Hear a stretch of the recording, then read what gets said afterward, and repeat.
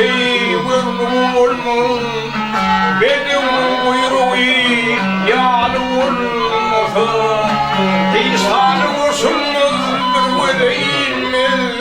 yeryüzün intibarı olmasın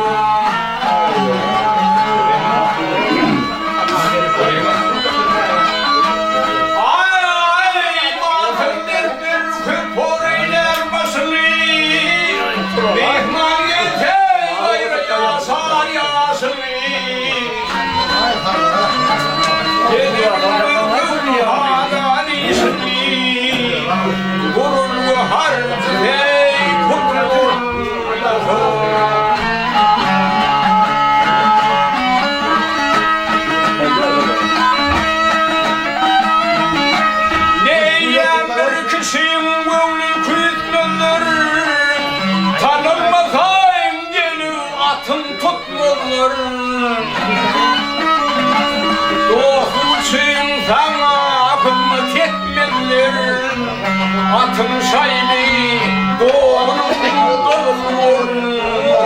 ay sağolun berekallah ay sağol hak durun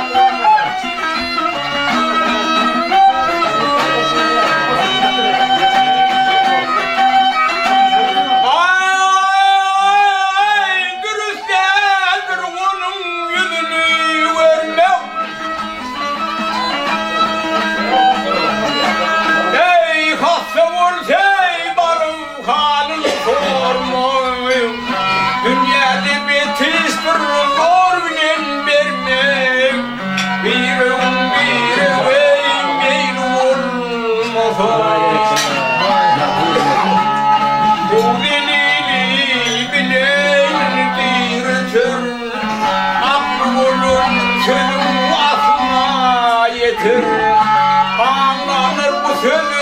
kulağın tutur bırakımın tilbeder olmasın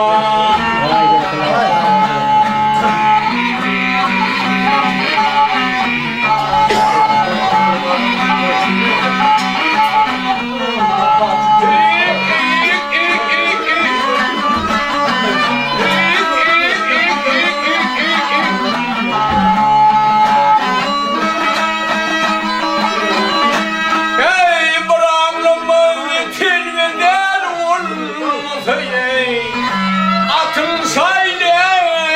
doğum kılın olmasın